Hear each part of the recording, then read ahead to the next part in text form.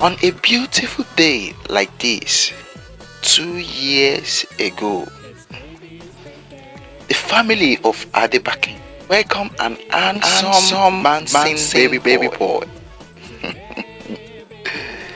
who brought joy and happiness into the family and also filled their mouth with songs of praise.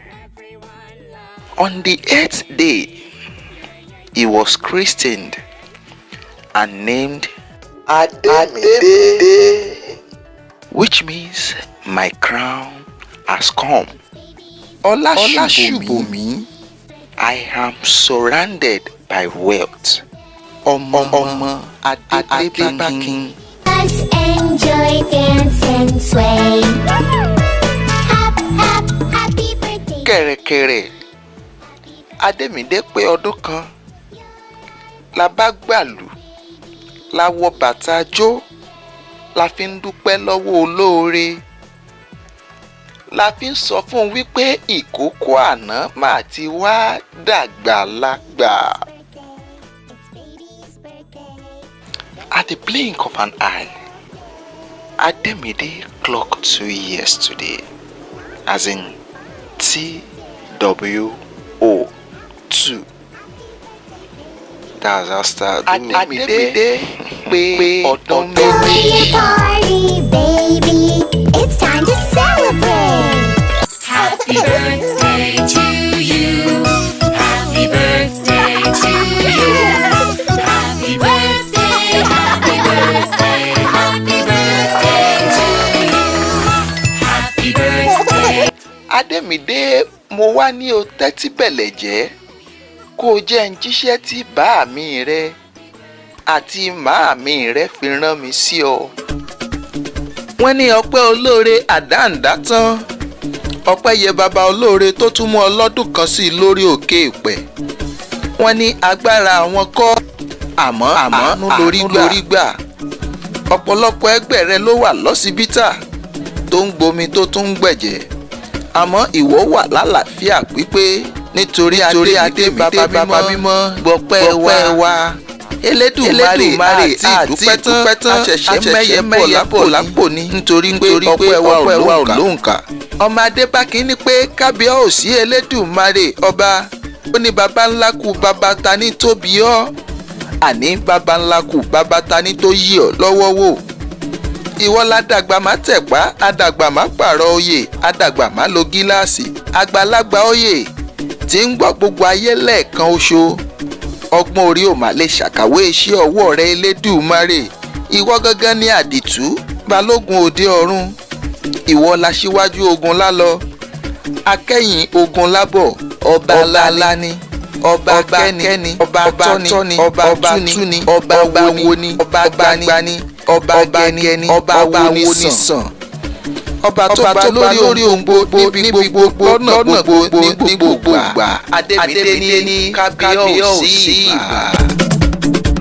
Ó yẹ jẹ́ àtẹ́kọ̀ létí kárẹ́lẹ̀ bàbá tó bí Ademide lọ́mọ. Ọmọ Adébákin o, ìwọ lọmọ ìpòró mọ́kọ́, ìpòró mákinsá mègì oyè. Ọmọ alára mọ́kọ́ ìkọ́niyàn lọ́rọ̀ tí ń kọ́ni lẹ́jọ́ àwíjàre. Kí wo tó ọ̀rọ̀ má bàa jábọ́ nílé bàbá tó bí ọlọ́mọ ni. Ademide o, ìwọ lọmọ atẹ́niwíjọ́, ọmọ aborí iṣu tó ń bolo àfìdí iṣu kàràbàtà lébè. Ṣebí ńláńlá ni sápò òpòrò ń rúwé, ìpòrò òdí kẹ̀tẹ̀. Ńṣe ni sódò ẹkẹ́ ń fi gbogbo ọmọ rẹ̀ bá gògo, wọ́n á wá rí sangbọ́n. Ìwọ lọmọ ọ̀sán lábí òru là ń ṣìkà. Ọmọ bó ti mọ lẹ̀ ń ṣẹ̀ṣọ́. Bí baba yín ṣe lówó tó ló fi ń ṣoge. Ìwọ lọmọ eégún aluwà tí ń kàkànpọ̀ ẹ̀wù. Ẹja wa gbàdúrà fọ́mọ lọ́jọ́ òbí. Ademide ò ní ṣàìsàn, ò ní bá wọn kúkú ọ̀wọ́wọ́. Àti ṣe rere ò ní dèwọ̀ fún ọ nílé ayé ń bí. Wàá dàgbà wàá ju bàbá tìyá rẹ lọ. Wọn ò ní gbé ọ sin. Ire lójú owó ń rí, ojú rẹ̀ á máa ríre, ayé rẹ̀ á ládùn títí kalẹ̀. Ò ní bọ́ sọ́wọ́ ajínigbé. Mo ní níwòye àmọ́dún a ò ní fi ọ́ ṣàwátì. Ọ̀nkú ẹ̀dẹ́ akéwì náà wá ní wípé ẹ̀mí rẹ̀ á ṣe púpọ̀ ọdún láyé lágbára Elédùà. Happy birthday to you. Happy to you. Happy birthday, happy birthday, happy birthday to you. To you. Happy birthday to you. Happy birthday, happy birthday, happy birthday to you. For he's a jolly good fellow, for he's a jolly good fellow, for he's a jolly good fellow, and so say all of us, and so say all of us, and so say all of us. For he's a jolly good fellow, for he's a jolly good fellow, for he's a jolly good fellow, and so say all of us.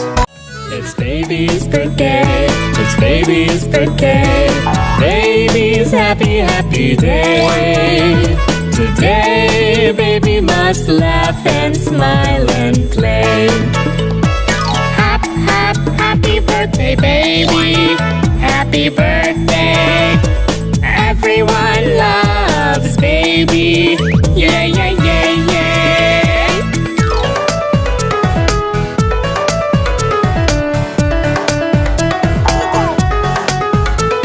It's baby's birthday. It's baby's birthday. Baby's special, special day.